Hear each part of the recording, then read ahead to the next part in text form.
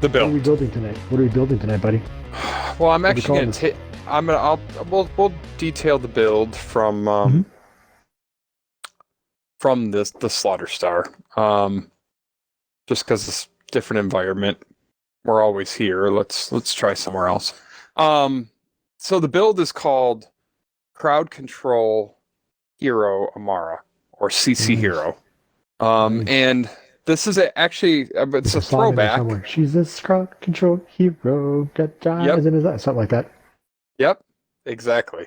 That was the reference. Um, so CC Hero Amara. This is actually a throwback to when Faye Zerker was king. Not running the new class mod or anything like that. It's a straight up ties the bind Faye Zerker. But the force skill tree does come into play with this because the force skill tree adds additional splash damage options for Amara. And of course, Okay. splash damage is a very positive thing when you're looking at crowd control. So I'm going to go through the skill tree. I'm going to go through the gear. But I think I'll start with the primary gun. The primary gun for this is going to be Bangarangs. This is the Bangarang. It's a TDR gun that when you throw it with a pretty full mag, it just, as you called it, disco. And I'm using in this case, a cryo one. Now, the problem with Bangarang is obviously when you throw it with a full mag, it uses a lot of ammo. So we have a cut purse launch pad, which fires rockets, and when the rockets hit, they give you back ammo. So Nice. there's going to So be there's this two like things, two primary little. things that you need to work together. You do need both those things. Actually, this is a little gear dependent. I'm not going to lie. So maybe we'll start with covering the gear. So yeah, we have the Frozen Ginormous Bangarang XL, consecutive hits, 1% on it. The one thing this build is going to lack is raw weapon damage. So we're going to be running consecutive hits pretty much everywhere unless we're running splash damage. We are running the superconducting plasma coil with consecutive hits. We've got a 6x Trebinator with consecutive hits. The thing is, I can run all kinds of guns here that I don't care about the ammo on at all. Like, I don't care whether they burn a ton of ammo. It doesn't matter to me. You can run. I'm going to run a Plague Bearer, and this one's going to have action skill and splash damage on it. But I mean, I could run this whole next thing just with the Plague Bearer because I'm constantly be regenning ammo with that cut purse launch pad. I Okay. have my Phase Zerker, which is going to have splash damage, weapon damage, and action skill cooldown rate on it because I want my ties the bind back very quickly. I have a Frozen Heart with action skill start on it. This is a shield that when I phase grasp, it's going to shoot out like an ice cryo that's going to freeze everything around me. You can see it has a very well, it's about 40,000 damage, but man, does the trick in here is and freezing enemies. So it literally freezes them temporarily. Okay. I've got an MRIV tacular hex with radiation damage on it and a radiation ASE. And you'll see here when we get into the skill tree, radiation is going to be the only element I need to pick up from action skill. And then we're going to have all the other elements going because of the skill tree. And I have a cut purse launch pad. As I said, this one has grenade damage, mag size, and area of effect damage. And AoE is splash damage, right? So again, additional splash damage. So that's the gear. And it is a little gear dependent. Now, you don't have to have the shield, but the shield definitely makes for some very good CC. You kind of got to have the cut purse launch pad. It doesn't have to have these rolls, but you're going to want a cut purse launch pad. Bangarang, you could do one with splash damage, or any anoint will really work. N2M next to mags would work. But we're gonna have like this weird play loop. So I'm gonna show you the skill tree real quick, and when we put the video out, we will put the skill tree in the video. But Mm-hmm. We're going to do 5 into do harm, 1 into violent tapestry. This is kind of a standard phase Zerker skill tree here. This is going to give me action skill damage per rush stack. This is going to give me rush stacks from applying elemental effects. Restless to bring our action skill cooldown down. We want to have our action skill up almost like just basically constantly. Transcend is going to give me accuracy and additional critical hit damage. Alacrity is going to give me reload speed. It's just to move down the skill tree. Ascendant is really here where we're going to get into this is going to give me some additional effect to stillness of mind. We're going to phase lock a whole bunch of enemies at once, pick them up off the ground when we grasp them. Laid bare, anybody who's grasped is going to take additional damage. Wrath, this is our extra gun damage. It's not a ton of, and like I said, this build just does lack a little raw damage output. Remnant is going to create a remnant orb. The splash damage we have everywhere actually helps this remnant orb, and it dips into mayhem scaling and everything else, and so that orb will do a lot of damage. And finally, avatar. This allows us to use our action skill twice per cooldown. So very nice. Red tree, again, very standard phase Zerker, typically. Anima. This increases our status effect damage. Infusion, this is going to add elemental action skill element, convertive portion of damage dealt by my weapons into the action skill element. So this would allow you to run, say, something like the Maggie and still get elemental damage out of it. Wildfire allows some of that elemental damage to spread. Tempest, we get additional shock damage. So now we've picked up some shock damage in our skill. Like we're always going to be doing some skill or shock skill damage here. So go back to Wildfire real fast. How many did you put into Wildfire? Just 1. And you didn't put more into that because you don't want it to... It's diminishing returns, or I mean, because you're talking about crowd control here, and it seems like that would be something that would be valuable in crowd control. Yeah. The thing is, we're going to be applying so much elemental damage all over the place because of the Bangarang that it's going to spread all over the place anyway. And any more points into that wouldn't help it spread more than it already is. Does that make sense? Mm-hmm. Mm-hmm. Makes total sense. That was a great question, by the way, Negan. A perfect question. Yeah, so we're going to get some shock damage there from the skill tree. Dread, this is going to give us extra gun damage to anybody we grasp. Indiscriminate's going to allow things to ricochet.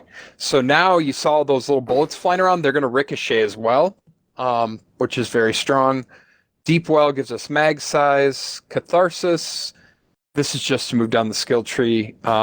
Basically, this will sometimes cause some of the enemies to explode. This is what's different about this build. Most people don't put points into Conflux in a Phase Grasp build, Ties the Bind build. But we're going to put a lot of points into Conflux. We're going to go actually beyond the max, 6 out of 5.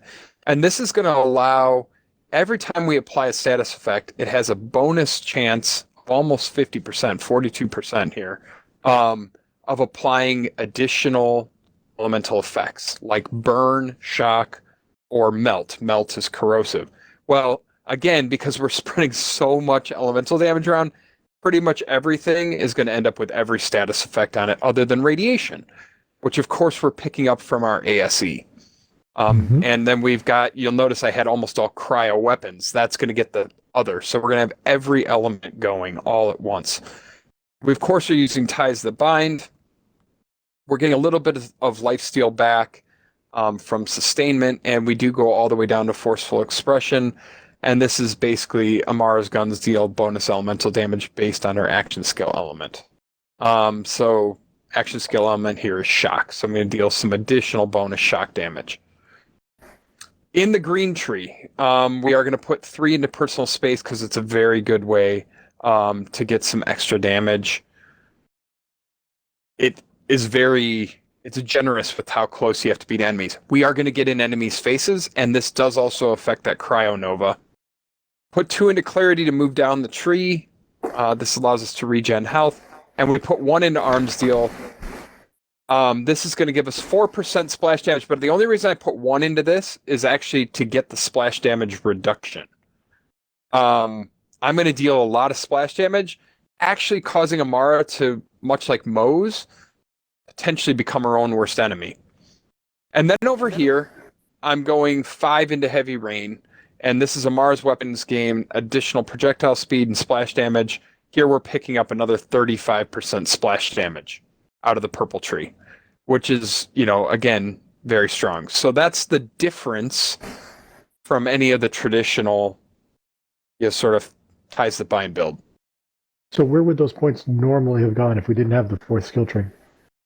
Off the top of your head, where would you have put them? That is actually a great question. Before we had the 4th skill tree, they would have gone either into arm steel or into helping hands.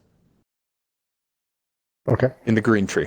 Every old ties that bind build I've ever run, had some into helping hands to help with damage reduction. Now, this build can be a little bit of a fight for your life build, but man, you're going to see there's an interesting pattern to this whole thing that if you're doing it right, that isn't really a risk. So the play, I'm going to show you out here and then we'll go in there, but the basic play style is going to be this. I'm going to grasp, shoot about 2 rounds, throw, grasp, shoot about 2 rounds, throw. Then I'm going to shoot, throw, shoot, throw, shoot, throw, shoot, throw. And then I'm going to jump and slam. Jump and slam. And that's basically what the... Yes. Light sensitive trigger warning, absolutely. Right. Moly. So that's basically the play loop, right? So I'm going to grasp, shoot the gun, throw it. Grasp, shoot the gun, throw it. Shoot it, throw it, shoot it, throw it, shoot it, throw it. Like while everything's grasped, I'm just going to throw as many of those things out as possible. You'll see how quick I burn through ammo. I mean, I can run through 1,100 rounds in seconds. And then I'm just going to jump, slam, jump, slam. Now, the one trick with this is you do have to have the one, where is it? One up from here. Slam, come on and slam. Slam can now be used at the peak height of your jump. You do have to have that active in your Guardian rank. Yes. Otherwise, you can't use that cut person launch pad effectively. So, fair warning, that is a requirement. That said... So to recap, the requirements are the cut person launch pad for the ammo, so you get the ammo regen back because you're using guns that suck a lot of ammo up. Yep. And the Bangarang is kind of the crowd control and all that other stuff. Now, talk about, just real fast before we get into this, the 4th skill tree. So for this particular build, you only went like one category into the 4th skill tree. Do you feel that the 4th skill trees have brought in a variety of builds? Have they changed the variety of builds, or have they just kind of like added 1 or 2 different options here and there? Oh no, I think they have brought in a lot more. I mean, a lot of people are running Iron Cub, Iron Bear builds. I think the only one that didn't really work out is actually Flax. I've seen some extremely strong Purple Tree melee Amara builds. I've seen some very, very strong Mantis builds. In fact, was just watching a video tonight from Moxie on a Mantis build that he put together that I think I'm going to give a try and see if I can, come up with kind of a tweak on it. And then of course the Purple Tree here has given benefit to older builds. I think the Purple Tree for all 4 of them offers up other options. New ways to play, new ways to build. I know even on most of my Moe's builds, I am investing a couple points into a skill in the Purple Tree for health regen. Okay. And so I've fundamentally changed basically all my Moe's builds to include that versus investing in some other spots. The only exception there is Flak. I really haven't messed with the 4th skill tree in Flak, and from what I understand, Flak didn't have a survivability problem, and it's a survivability skill tree. Okay. All right. All right. We have to play. Here we go. Shooting, jumping, shooting, jumping, jumping, shooting, shooting, throwing. I'm going to show you how this works. So, grab them. You'll see they get hit by that ice.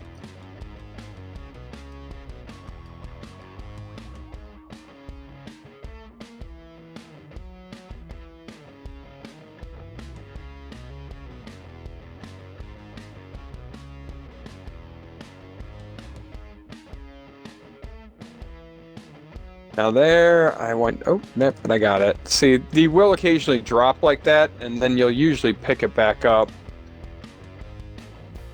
The other thing, the reason I'm running the plasma coil is literally as a fight for your life gun. Oh, okay. That's its purpose. Oof, I got hit by, I think, a barrel. I might need to pick up on this one. I don't have anyone nearby Avenue. to kill. Some guys coming over, causing problems. There we go.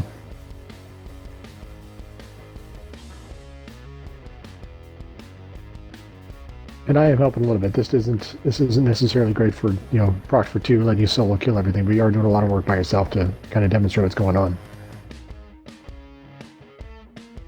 Holy crap, you got some range too on your crowd control. It does have some range on my crowd control, right? And the even funnier thing is, every once in a while, those rockets will even kill guys. But you do have to hit with the rockets, which, that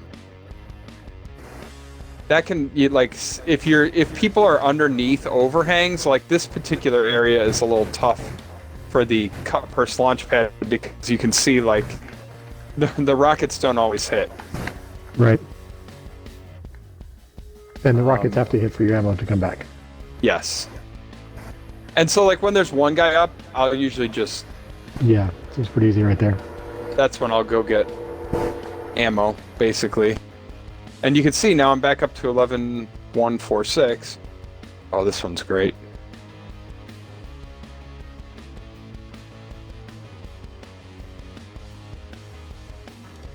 Oh, that was advantageous.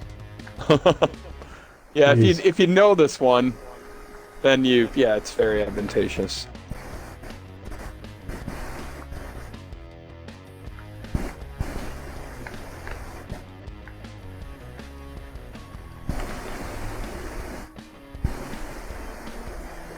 Now, the one thing I will say is sometimes you do have to be a little patient for the boomerangs to come back at the guys and hit them.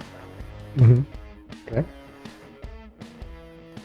But as we observed in the Guardian takedown, I think one of the strongest things about this build is it is a great marker of where everything is. Yes. There's never going to be a point where you don't know where every enemy on the map is at, right? Because everybody is going to have elemental damage coming out of them somewhere.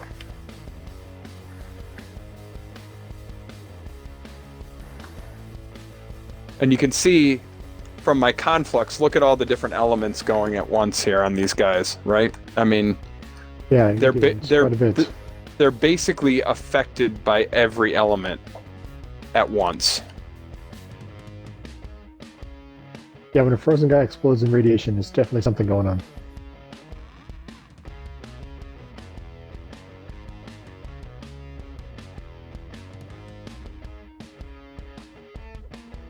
But again, for what it's worth, you do most of the work. So your crowd control, even though you said you were concerned about the damage a little bit, but your damage seems to be doing pretty good with the crowds. So that's it's. I'm letting you do most of the work.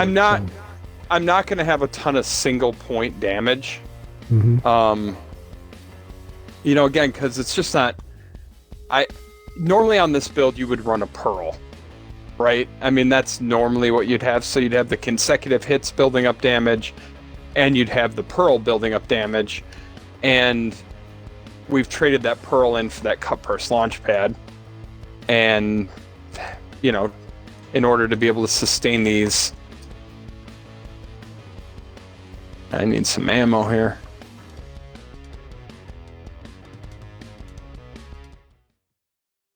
So we got... These guys need to come down. Okay.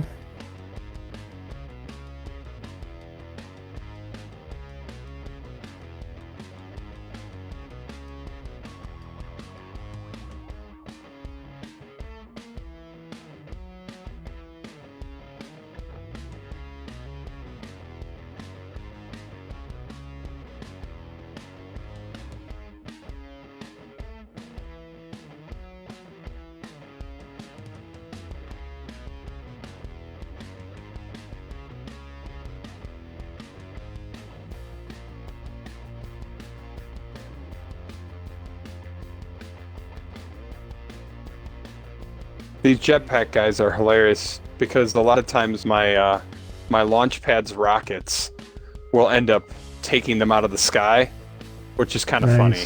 You know. If your rockets don't take them out of the sky, then the freeze note makes them drop pretty quickly too, and your little grass that you're doing every now and then.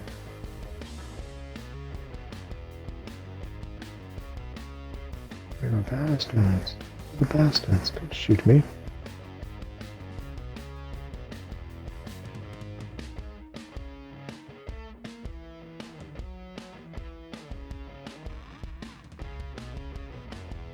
Oh. Man. What happened? I thought you got second wind, no? I did. Whoa. I did, but I didn't.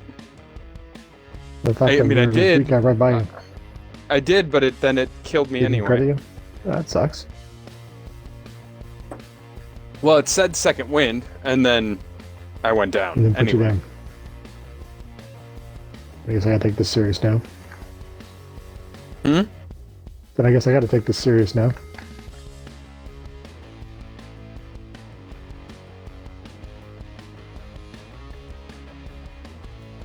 Well, that was the end of round one anyway. There you go. So that is the build. Nice. Um, and you were getting into their face as well. So you weren't afraid. You weren't scared. I wasn't scared. So this is actually a good thing to illustrate here. This is a Bangarang. It looks the same. Ginormous Bangarang XL with N2M. That is not the same as a Bangarang. Don't be fooled by imitators. No imitators here. The Bangarang and the Bangarang are not the same.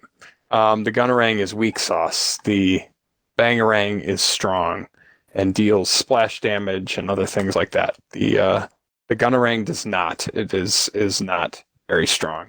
So it's got to be a Bangarang. And I'm going to go back through this stuff here with you real quick, Negan, just to recap it before we talk about how we felt about our beers. But excuse me. So again, Frozen Ginormous Bangarang XL. And again, gotta be bang. It's like boomsicles, right? Like the sickle sucks. The boomsicle, S tier. The Bangarang sucks. The Gunnerang sucks. The Bangarang, S tier. You know, so definitely the way to go. This is my fight for my life gun, the superconducting plasma coil. This gun, I mean, I'll be honest, this gun it's just ridiculous. If you haven't picked one of these up yet, they do drop pretty regularly from Arms Race. They're not terribly hard to get. And yeah, that gun is insane. I am running the Trevinator, which I didn't show the Trevinator, but this particular Trevinator is a 6X Trevinator. This, you want to talk about something that shreds but runs through ammo? That is this gun. It tears through ammo, but it does shred. That's for sure. And then finally, I've got this, Cryo Plague Bearer here, and that thing, is great for mobbing. The only problem with the Plague Bearer is, and this build, unlike Moe's, you still have to reload. So I can constantly regen that ammo, with the rockets, but I still have to reload. Moe's Moe's regens ammo into the magazine. So for her, a lot of times you're not having to reload, things like your Plague Bearer as much. This you will be reloading. So you just have to kind of plan around the fact that, there's going to be some downtime there where you're going to be exposed. And since we are not super tanky, and our shield is more or less almost always going to be broken, kind of got to plan accordingly. Again, then for the shield, we are running a Frozen Heart. You can run a Frozen Snowshoe. I like the Frozen Heart because the Nova heals you. In the Frozen Snowshoe, it's the slide that heals you. I don't want to have to slide around with the build. The Phazerker here, I have one that's got splash damage, weapon damage, and action cooldown rate. I want to have that action skill up all the time because you could see how those enemies were freezing, right? Yes, they were. The more I can have that action skill up, the better off I'm going to be. The MRV Tacular Hex. Honestly, man, you could run any grenade in here as long as it's got radiation ASE. You could run a light speed. You could run in its piss. You could run anything. Doesn't matter. I just went with MRV Tacular Hex because it was the only grenade in my main bank that had bonus radiation damage, and I didn't want to hop over to my grenade mule to go find something. But you could run anything. And finally, you got to have that cut purse launch pad to regen that ammo. Skill tree, again, I'm not going to go through it, word by word again. I'll just put it back up here. But the trick here is for sure, we're running Stillness of Mind and we're running Ties That Bind. If you find that you're going down a lot, you can run Soul Sap instead of Stillness of Mind. Soul Sap is going to give you some life, additional life steal. The problem I find and why I'm not running it, like stopping people where they're at and not letting them rush you is as valuable as getting this little extra bit of life steal, in my opinion. Yes. That testing both. Testing both. Like, your worst enemy in this build is somebody getting too close to you, like right in your face.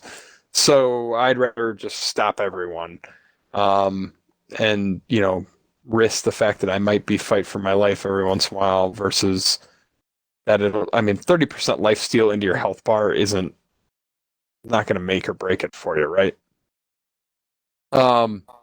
Again, red tree pretty standard. I am getting a little bit of life steal out of this, and I'm getting a little health out of clarity. That's really it. That's the only place I'm regenerating health. I'm getting that splash damage from arms deal and the new skill tree here, heavy rain. This splash damage, I believe, is valuable in any Amara build. If you've got any old Amara build that you've been running, whether you're running, a green tree build with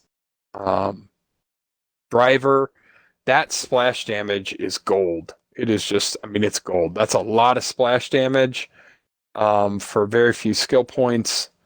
You can look at this one. This is where we used to pick splash damage up in arms deal. You only get 4%. It's not a lot. 4% per level, right? So here you have 5. Max you can get is 20, and this one here is 35. So very, very strong. And this speeds up the projectile speed, which is part of what's making the projectiles come out of this these bangarangs so fast. I'm throwing these things as fast as possible. And again, that play loop, Negan, is shoot, throw, shoot, throw, shoot, throw, grasp, jump, grasp, shoot, shoot, shoot. That's it. Right? It's just a ton of CC. And it was. And from my perspective, like I said a couple times, it definitely, you Frozen had good range on it. Definitely had good range on your CC, so it was freezing guys distance away from you, getting in my face, and so that was kind of nice. Yeah. I like it. I like what you did here, buddy. Well, and we ran the GT with this, and I will tell you that if you do run the Guardian Takedown, I would not run all the cryo stuff. I would swap all the cryo out for corrosive or shock, one or the other. Like, I'd probably make the Bangarang shock and the Trevinator corrosive and probably the Plague Bear corrosive. Just because the cryo's not as beneficial up against Guardians as additional shock and corrosive is. So that would be my recommendation there. Gotcha. Swap that out for the Guardian Takedown. But for Malawan, this is what I would run. And for any of the slaughter shafts, this is what I would run.